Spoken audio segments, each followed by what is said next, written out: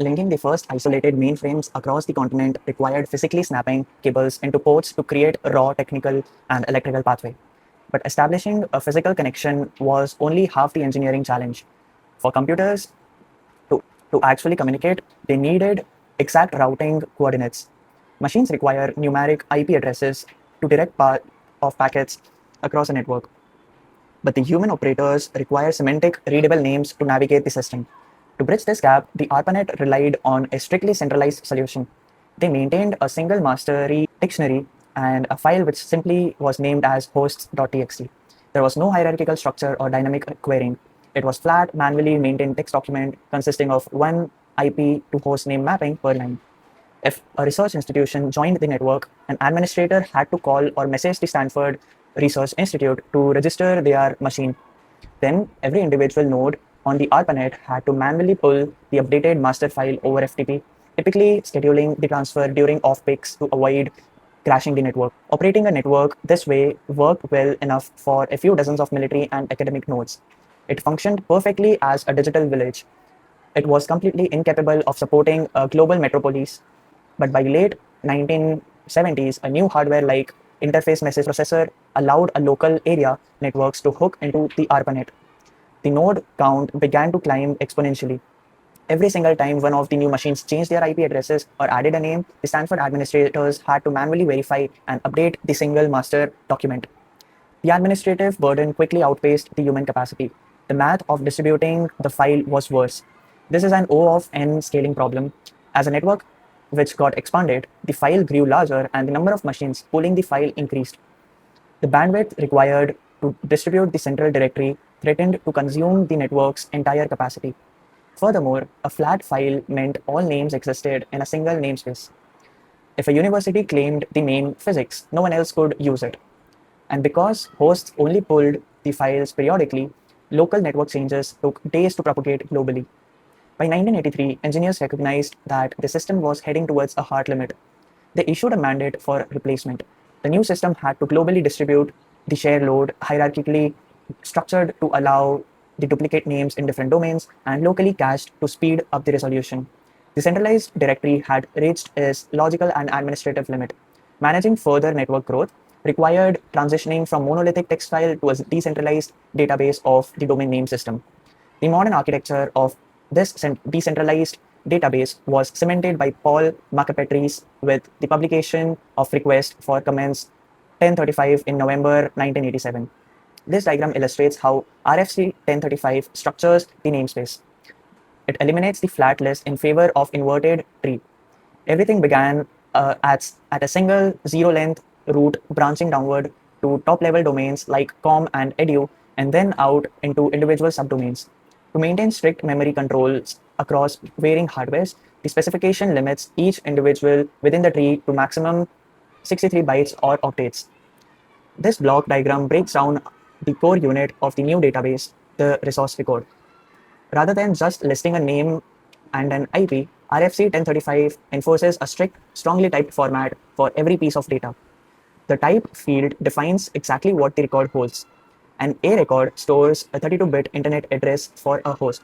But if you query a C name record, the data returned is an alias string pointing to the client toward the canonical name of that host. The specification extends far beyond the web traffic. An MX record designates the specific mail exchange servers willing to accept mail for a domain. An SOA, or Start of Authority record, carries the administrative parameters and version numbers for an entire zone. RFC 1035 established a flexible modular data structure capable of defining the entire logical topology of a network. Defining the data is only half the specification. To achieve global distribution without crashing the network, DNS relies heavily on the user datagram protocol, which is UDP, operating on port 35. It prioritizes sheer speed over connection reliability.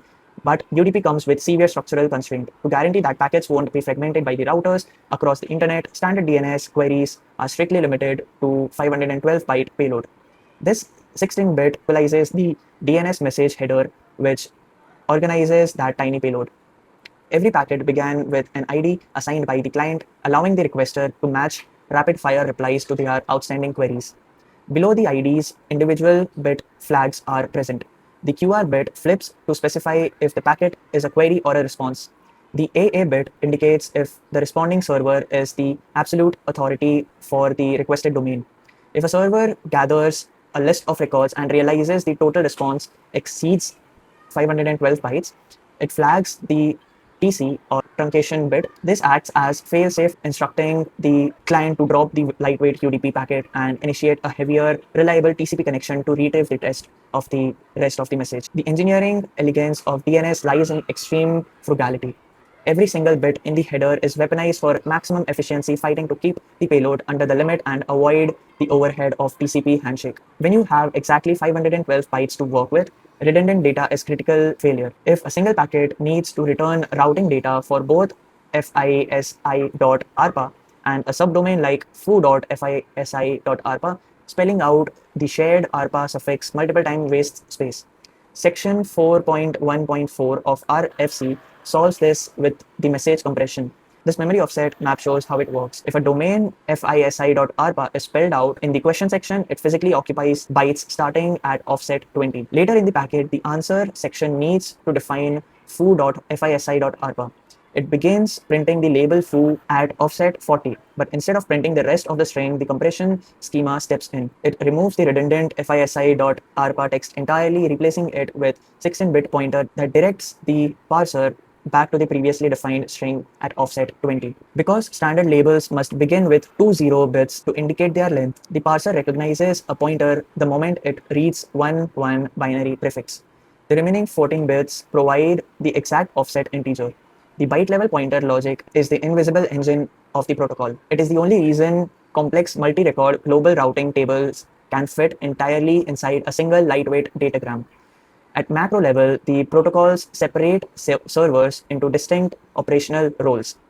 When a client needs an IP address, how does a local server resolve a query for data it does not physically own? The facility defines the authoritative name server. This machine holds the master original zone files for a specific domain. It does not search for answers. It is the absolute source of truth for its assigned zone. Conversely, the recursive resolver hunts for the truth on belief of a client. It walks the hierarchical tree, querying the root servers, then the top level domain servers, and finally the specific authoritative name servers to find the requested resource record. Once the recursive resolver finds the answer, it stores the records in its local cache. To prevent the internet from relying on stale routing data, this cached record is governed by an absolute time to leave countdown. When the timer hits 0, the cache is purged. The architectural dichotomy separates the source of truth from speed of access. By allowing local machines to cache and answer majority requests, the system prevents the internet root servers from collapsing under query volume. Specifications require code to execute. In the mid-1980s, UC Berkeley computer scientists translated Markup Petrice's RFC into tangible software, BIND, the Berkeley Internet Name Domain. BIND's central component is simply the background service that listens to DNS queries and responds to them, which rapidly became in practice standard on Unix-like operating systems. But as the internet expanded from academic network into global, increasingly hostile environment, operational realities exposed flaws in the code. Version 4 and 8 of BIND suffered from serious security vulnerabilities, leaving systems open to malicious cache poisoning. To defend the infrastructure, BIND 9 was written entirely from scratch in year 2020, funded by a combination of military and commercial contracts designed to address the architectural difficulties of auditing earlier code bases. This rewrite introduced critical security upgrades, most notably the integration of DNS SAC. By employing cryptographic signatures, DNS SAC allows resolvers to authenticate the origin and integrity of resource records, finally choosing the vulnerability of the early internet. The software that runs the internet cannot be static document. Code bases like BIND must continuously evolve to defend the specifications they bring to life. Despite of maturity of global DNS and software like BIND, every modern Unix, Linux, or Windows operating system still ships with a local, manually edited hosted file. This local file is integrated via the name service switch, a system facility like Linux's nsswitch.config. Standard operating system configurations are programmed to check this local file for routing instructions before they ever generate a UDP packet to query the wider internet. This configuration overrides global DNS, offering absolute local control. Developers use the local host file to force the production domain and point to localhost, allowing them to test code locally without affecting the public internet. It also provides a rudimentary but highly effective security mechanism known as DNS sinkhole. System administrators can paste a list of known malwares or adware domains into the file and map them directly to null IP addresses like 0.0.0.0. The operating system intercepts the outbound request instantly, completely blocking the local control. The network scaled through the rigorous hierarchy of DNS, but the ultimate authority always begins inside the function of the machine itself.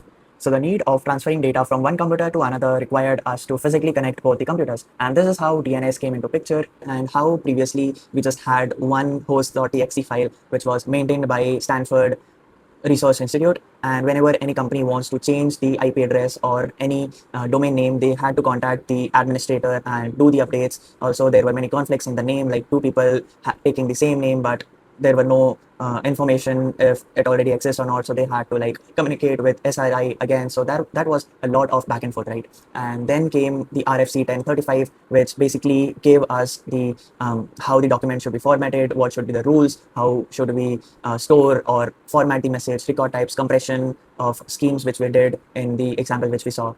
Then came the bind, which implemented all of these rules, which was Berkeley Internet Name Domain, and it actually built the blueprint of all the DNS records. Bind is still being used widely because it is, again, an open source software, and people do trust open source softwares, and it is evolving with time with new rules, and it has like many DNS mapping into it. So this was it about this video. If you liked the video, do let me know, and if you have any doubts, you can comment down below. Thank you for watching.